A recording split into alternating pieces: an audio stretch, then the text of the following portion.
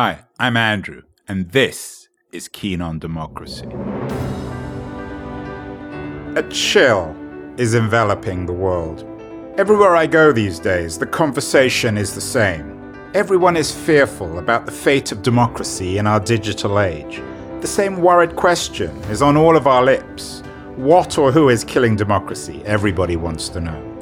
There's certainly no lack of suspects. Trump, Putin's trolls, Mark Zuckerberg, authoritarian populism, the wall, Viktor Orban, fake news, Brexit, Bolsonaro, surveillance capitalism, Erdogan, Twitter, or, last but certainly not least, the president of the People's Republic of China, Xi Jinping.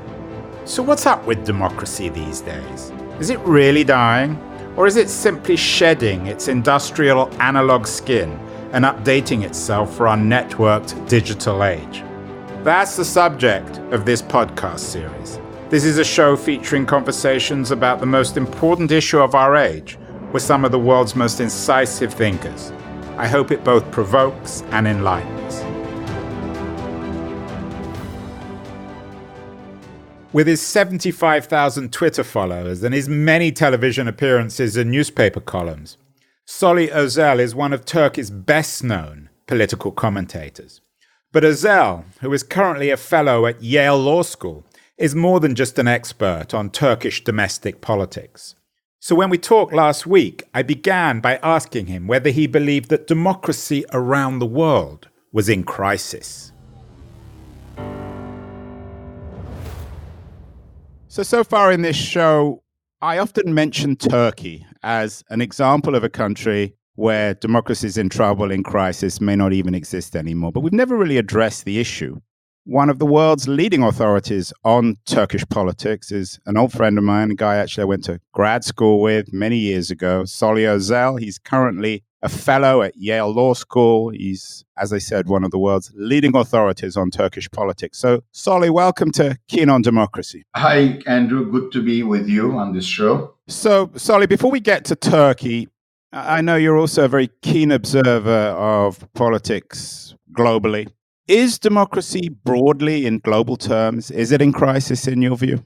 It certainly looks that way, and in a complicated fashion as well, in the sense that nobody is really coming out straight and saying we should not hold elections. But of course, our understanding of democracy, particularly after the Second World War, was liberal democracy. That is, rule of law.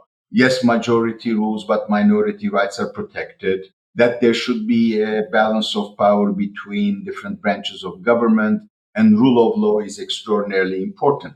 And I guess, especially in the last 30 years or so, particularly after the Cold War was over, the economic dimension of the liberal part of that definition has taken over almost everything else. And one of the things that make a democracy functional, or at least function smoothly, which is by and large equality among citizens, and the fact that the citizens should feel cared for by their rulers, by those who govern the country, that has been shaken, particularly in developed countries, where a bargain at the end of the Second World War that the economy should actually work for a much larger segment of the population than was hitherto the case, and that the state also should take responsibilities in terms of public services and what have you. But this kind of neoliberal view, which suggests that because of the complete dominance of the market, we've undermined democracy, it doesn't always work, does it? Because in countries like Poland and Hungary, the economy is actually doing pretty well, in spite of their descent, if that's the right word, into a kind of illiberal democracy. That is definitely a dimension of it.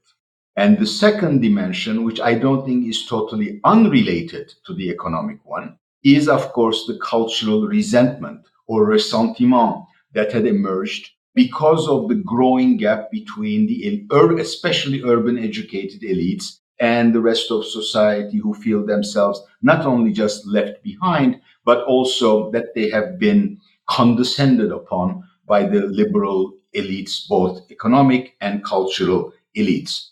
And it is not a coincidence, I think, that most of the right-wing movements in developed countries happen to come from areas where there used to be good economic activity and there isn't now. And it is then related to this fundamental clash between prospering areas and not prospering areas, rural versus urban. And the ideologically, in a way, it's the clash between cosmopolitans or more cosmopolitan oriented segments of the population and more nativist ones. And the nativism is precisely what the rising populist movements, which have an authoritarian bent, actually work with.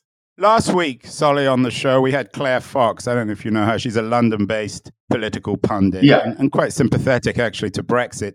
She argues that something like Brexit actually is a manifestation of democracy working. What do you make of that? Yeah, okay. That is a big debate in the literature concerning populism.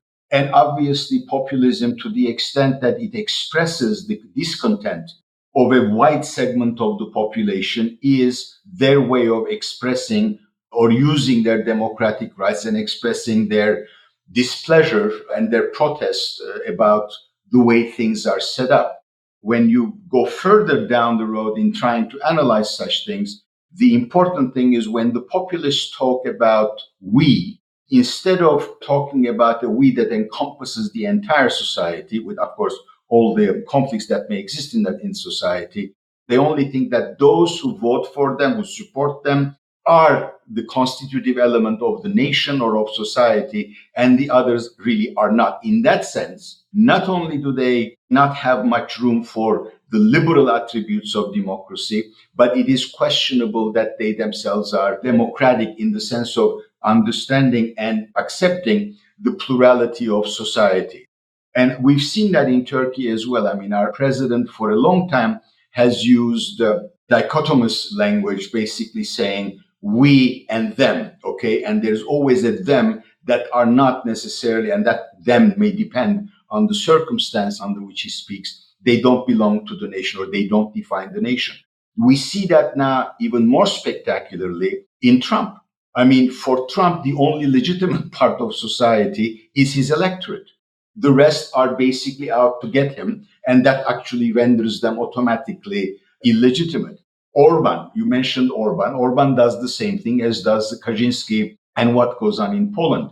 And by the way, I mean, in Poland and Hungary, I think I suppose we have to distinguish between the two. I mean, Hungary lost about an eighth of its population, whether or not its economy is functioning well, and the weight of the rural areas is high. And those who would actually defend a more rule-based order are actually outside the country. I mean, Austria, where populist party is a right-wing, far-right nationalist party is in a coalition partner, obviously is an extraordinarily prosperous country. So we cannot really explain the rise of such sentiment by economic circumstances. So, Solly, you sort of describe this descent into what we might call echo chamber politics. Can we blame all this on Facebook and Twitter and Google? Is this driven by the internet, this descent into echo chamber politics? I think it's exacerbated by not just the existence, obviously, but the way we choose to use the social media. Remember that and of course, this is your expertise, social media was supposed to render the world a global village. Instead, it actually put more and more distance between different groups. And it's much more comfortable, I suppose, to live in an echo chamber and actually be reassured of the rightness of your positions.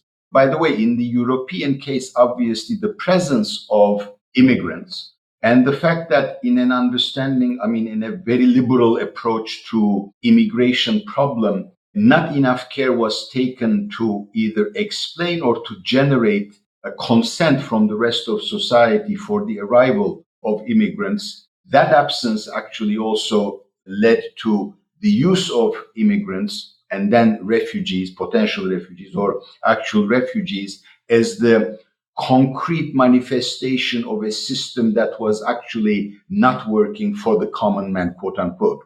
So the immigrants have become the symbol, if you will, of the discontent that exists in many developed societies. And that's why I also distinguish between rising populisms in developing countries versus those in developed countries. in the sense that they're both emanate from middle classes. But in one case, it's the middle class on the losing end of things, or one that feels threatened. And on the other, in developing countries, it's really the middle classes that are rising and that are far more nativist oriented than their former secular establishments. Are you placing Turkey in the developed or the developing world, or is it the country that sits between the two? The thing is, I mean, to our west, there are also underdeveloped countries. Whether or not they're members of the European Union does not change the fact that they are underdeveloped as well. But of course, Turkey is, I consider Turkey as a developing country. And obviously, the current ruling party of Turkey represented and also created a rising middle class, particularly in provincial cities. And those guys have culturally had views that were not necessarily the views of the founding generation of the republic, their relation to religion, their relation to the West, their value system, their principles were actually very different. As I said, more nativist oriented, and space was opened politically to them after sociological developments in the country. I mean, 40 years ago, about 62% of Turkish population lived in rural areas. Today, about 15% do. And so there's been an incredible migration from villages to cities, and then from provincial cities to major cities, mostly located in the coastal provinces of Turkey, where most of the modern Turkish economy actually ticks. How extensive is internet penetration in Turkey? Is it 80, 90%? Well, it's pretty high. I think it's in the 70s, maybe even 80s. So give us a snapshot, Salih. Not everyone here will be obviously as familiar as you with the politics of Turkey. Give us a brief snapshot of where we're at in Turkish politics. Who's running the country, and the brief history of this.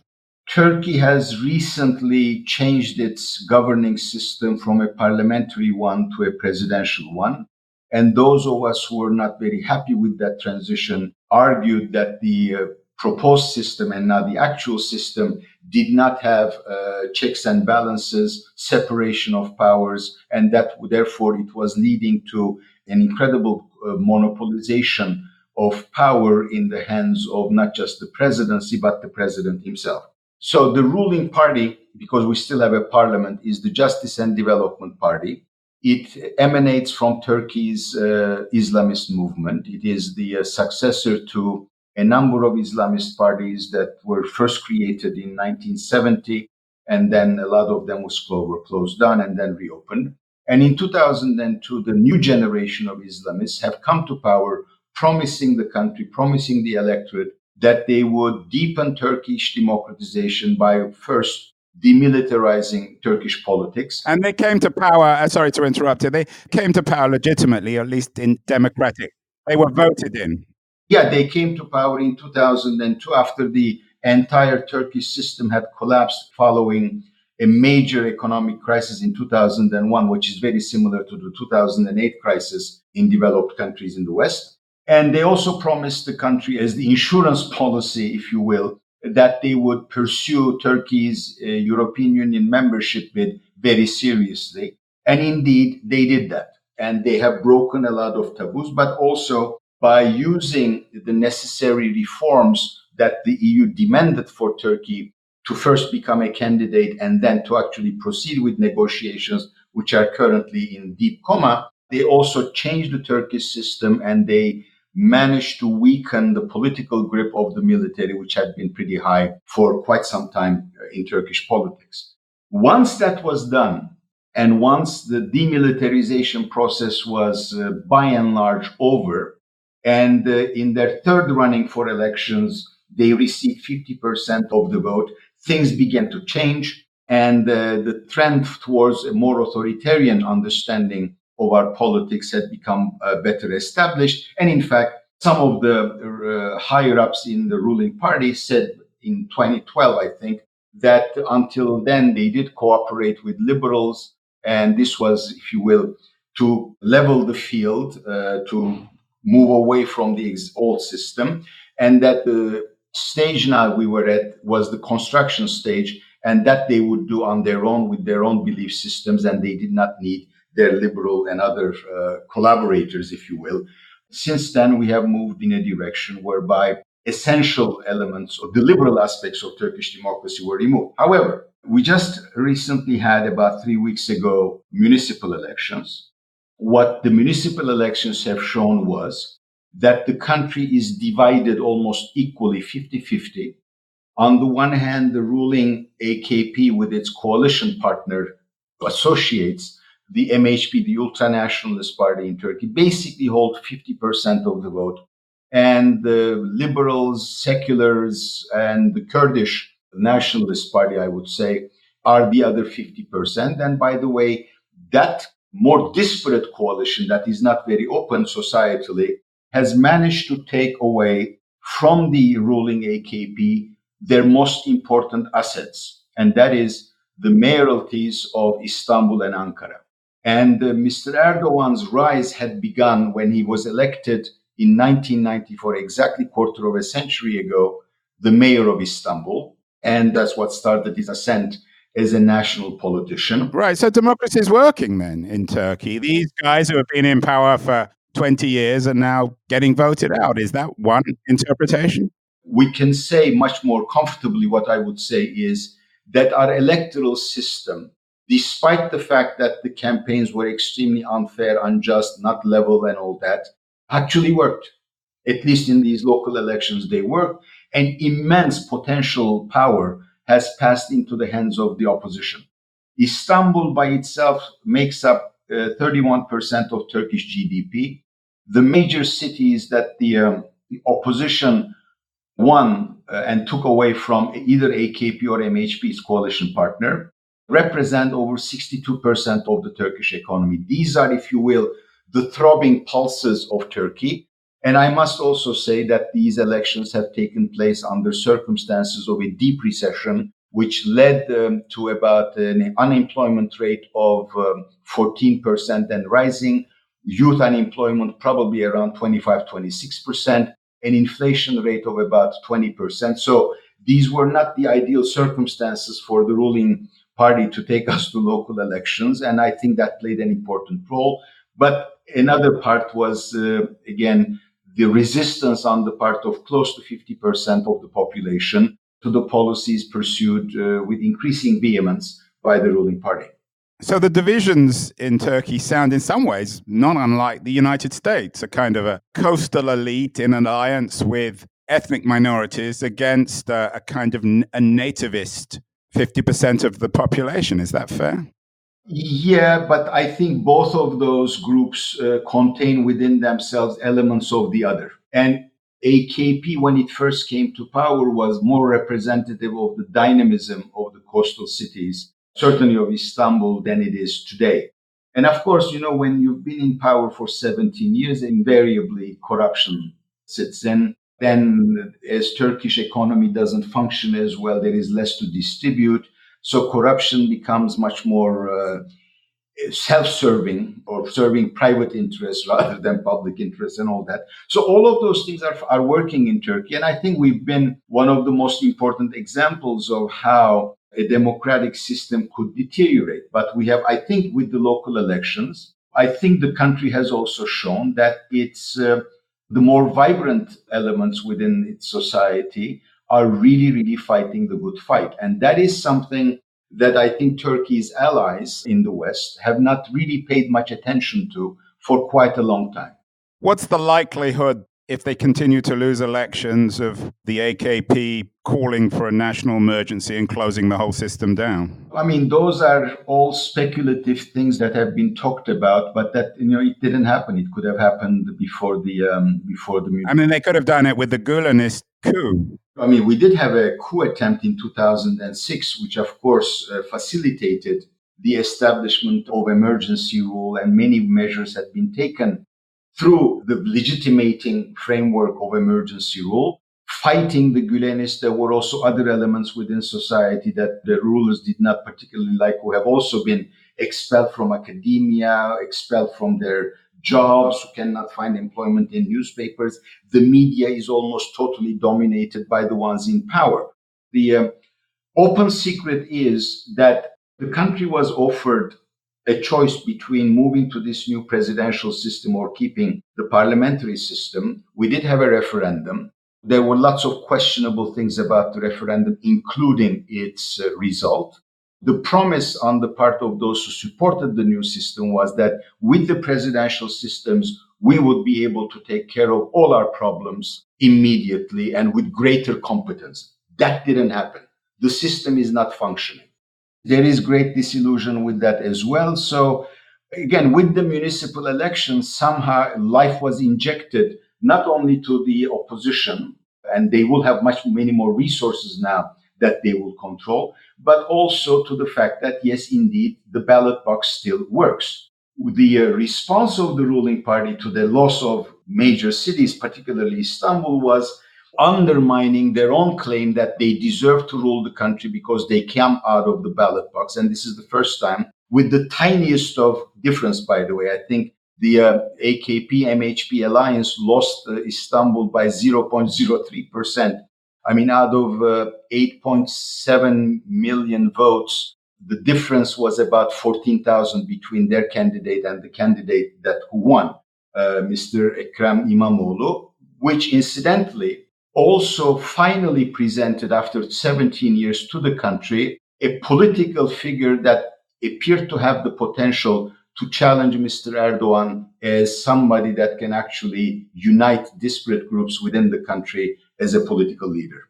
Those were really all positive results of the municipal elections. We'll see how it will continue.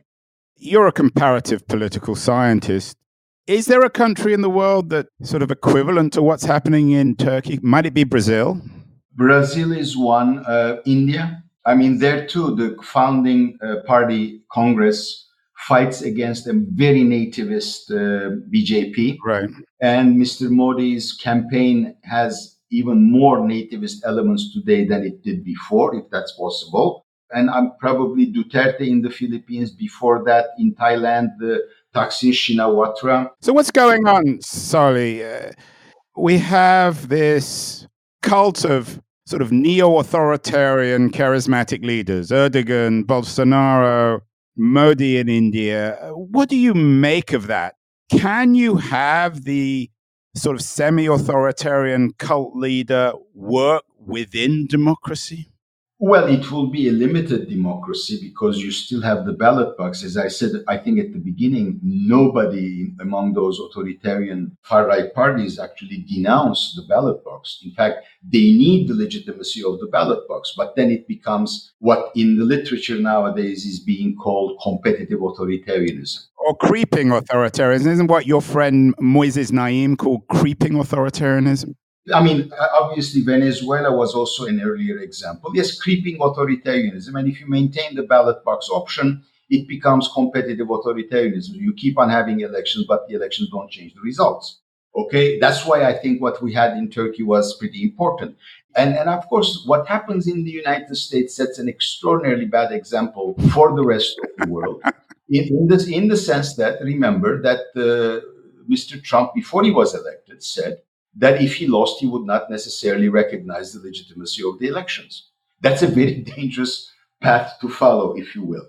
But that is the kind of leaderships we have in many democratic countries these days. And even in Europe, all those Eurosceptic or anti-European ultranationalist parties are now beginning to say they dropped their anti-Europeanism and they're going to try to change the European Union from within, and they may have a good chance of getting a much larger number of seats in the European Parliament.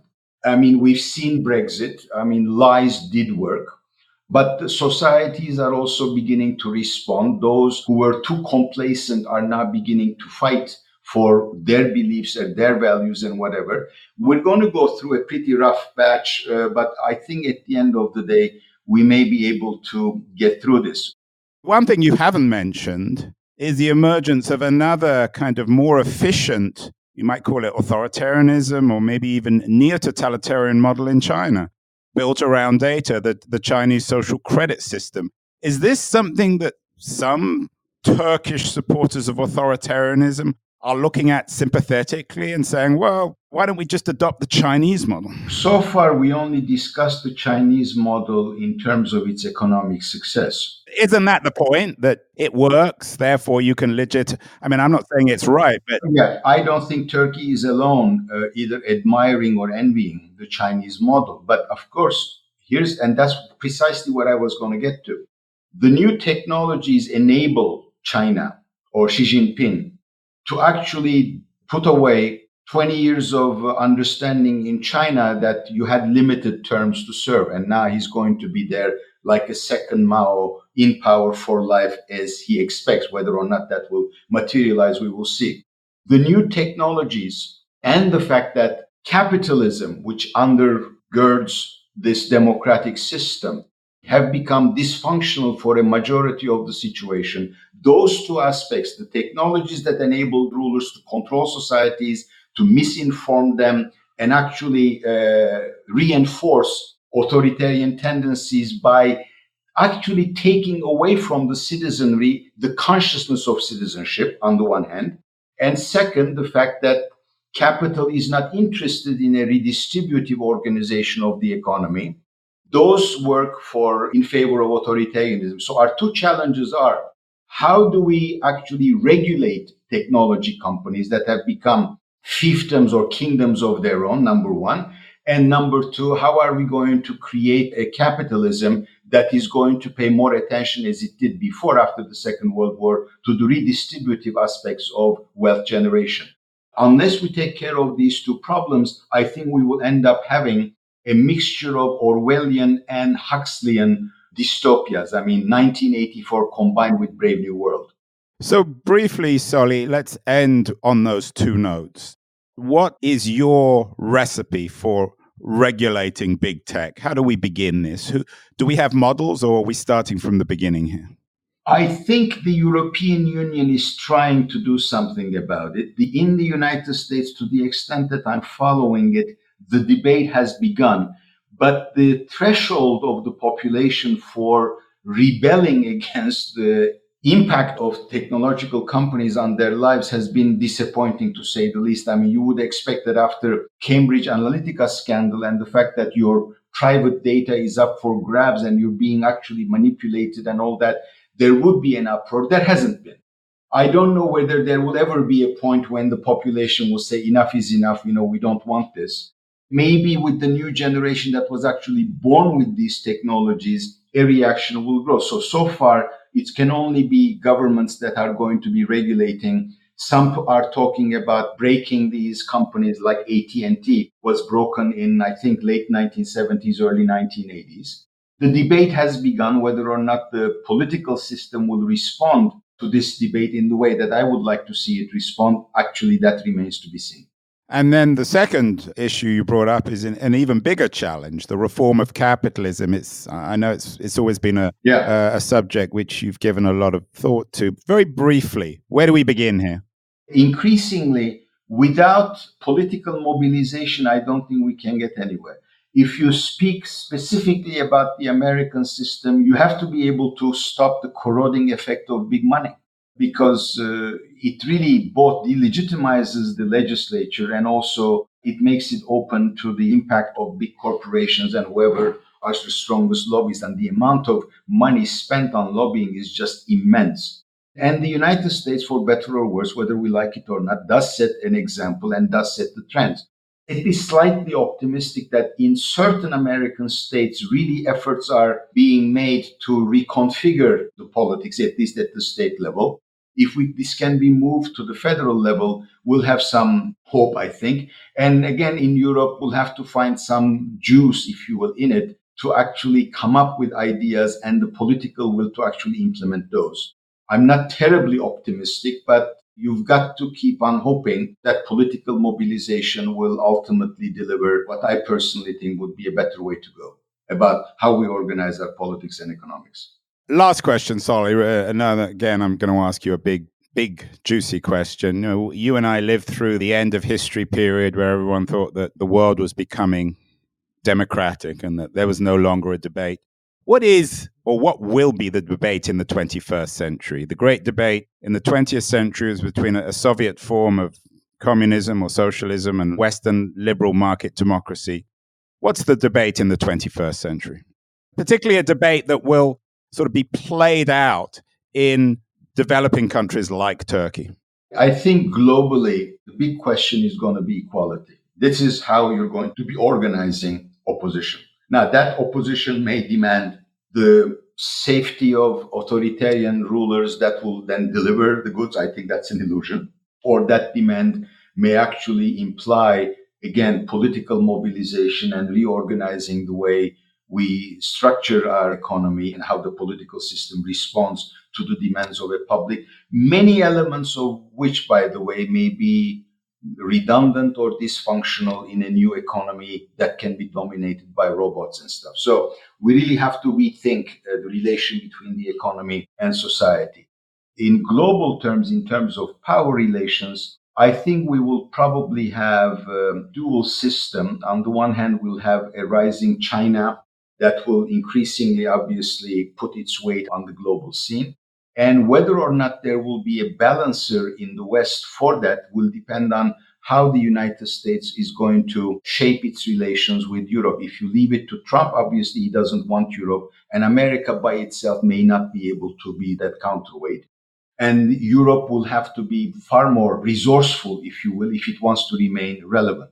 And that leaves a big chunk of the world's territory dominated by Russia. It may very well be that geopolitically, which way the world is going to go, how its new balances are going to be set, will be determined by the choices that Russia will make. And that, of course, is a challenge for the Western world, which has now rather bad relations with Russia. Russia is a lot closer to China today than it is to the Europeans and to the Americans. Can we get out of that trap is, in my judgment, one of the most important geopolitical questions for the future. You're listening to Keen on Democracy with your host, Andrew Keen. Hello, I'm Jason Sanderson, the producer of the show. Now we're about to take a quick break while we hear from our sponsors, but please stick around as Andrew will be right back to conclude this episode with his 5 takeaways. Hi, my name is Steffi Czerny, and I'm the founder of the DLD conferences. DLD is short for Digital Life Design and explores how the digital age fundamentally changes our world. Founded in Munich in 2005, DLD is now a globally connected community of thinkers, doers, and communicators. We host conferences in Munich, New York, Tel Aviv, Singapore, and Brussels, and we are very proud of our interdisciplinary outlook and even more so of our track record of discovering trend topics early on. Andrew Keen is a long-term DLD friend who has done many interviews at DLD conferences. If you like this podcast, you should join one of our events. Our motto for this year is optimism and courage. We want to put a really positive spin on recent technological developments from AI through blockchain to quantum computing and discuss which impact they have on business as well as politics and society. Visit our website at dld.co and apply for your ticket. Thanks so much for sticking around. Now here's Andrew with his 5 takeaways from this interview. There you have it. Solly Özel laid out the twin challenges facing all democracies in the early 21st century. Firstly, we have to figure out how to regulate big tech. Secondly, we need to reform capitalism to reduce the chasm between rich and poor. So the challenge is fixing Wall Street and fixing Silicon Valley. Simple. Like so many other people who have appeared on this show, Özel stresses the need to regulate Silicon Valley to protect us from both surveillance and fake news. It's amazing, really. From Pirate Bay co-founder Peter Sunde to Financial Times columnists Rana Foroohar and Martin Wolf, to venture capitalist John Borthwick, to best-selling author Shoshana Zuboff, the message is always the same. It's the one thing that unites American capitalists, Turkish critics of neoliberalism, Nordic libertarians and British conservatives. Regulate, regulate, regulate. Big tech better be listening. The storm is getting closer and closer to Silicon Valley. Ozil's second point is equally important. As he notes, the unwritten post-Second World War social contract that the economy should work for everybody has been shattered. That's the reason for the explosion of angry populism. That's why there is so much cultural resentment now between global elites and the middle classes, between the city and countryside, between cosmopolitans and nativists.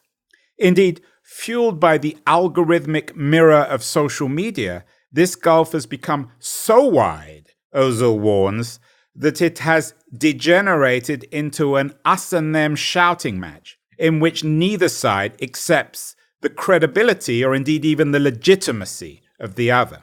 But Ozil, who divides his time between Turkey, Western Europe and the United States, does see significant differences between the developed and developing world. In the United States and Western Europe, he says, authoritarian populism is fueled by a middle class in decline, whereas in Brazil, India, the Philippines and Turkey, he says, it's fueled by a rising middle class. A populism mostly triggered by fear of outsiders and immigrants, then, can succeed in any financial climate. Culture, Ozil suggests, competes with economics in potentially undermining democracy. But Solly Ozil also has some encouraging news for Democrats. Democracy still matters, even in what he dubs the competitive authoritarian regimes in Turkey, Brazil, and India. Leaders like Erdogan in Turkey or Modi in India need the legitimacy of elections to maintain their power, he insists. And that's why the recent municipal elections in Turkey, in which power changed hands in Istanbul and other major Turkish cities, are such a big deal. The ballot box still works, Ozil triumphantly says about these elections. They might even suggest that Erdogan's authoritarianism is now in decline in Turkey. Finally, it's worth reiterating Ozil's global perspective of democracy's fate in the 21st century. China's digital totalitarianism, he warns, offers a chillingly efficient model for authoritarian leaders in developing countries like Turkey. Putin's Russia, he reminds us, with its growing international influence, offers an equally cynical model of politics that replaces democracy with kleptocracy. And that's why, Ozil argues, the fate of American democracy matters so much. The outside world, particularly developing countries like Turkey, look to America as a model of a working democracy. America better fix Wall Street and fix Silicon Valley. That's Solly Ozil's challenge to America.